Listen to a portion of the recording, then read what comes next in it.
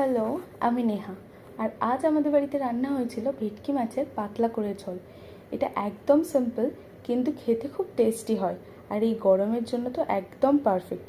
এই গরমে যদি আপনাদেরও ভেটকি মাছ খাওয়ার ইচ্ছা হয়, তাহলে এই সিম্পল রেসিপিটা আপনারা অবশ্যই একবার ট্রাই করবেন। আর বানালে আমাকে অবশ্যই কমেন্টে জানাবেন। এর জন্য আমি নিয়েছি 5 পিস ভেটকি মাছ। মাছের নুন হলুদ মাখিয়ে আমি বেশ কিছুক্ষণ রেখে দিয়েছিলাম। এরপর একটা কড়াই বসিয়ে তেল গরম করে মাছগুলো বেশ ভালো করে এপিটোপিট ভেজে নিয়েছি। ভেটকি মাছ যেহেতু নরম হয়, তাই একটু কড়া করেই ভেজেছি।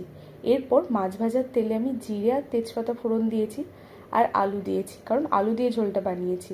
তাই নুন হলুদ দিয়ে আলুটা বেশ ভালো করে ভেজেছি। আলু ভাজা হলে তাতে পেঁয়াজ আর কাঁচা লঙ্কা অ্যাড করেছি।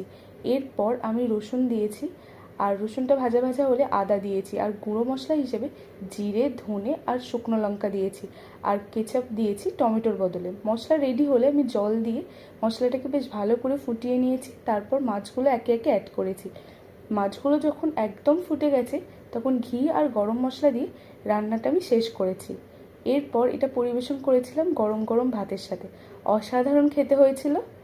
তাই আপনারাও বানাবেন। ভালো খান, ভালো থাকুন। টাটা।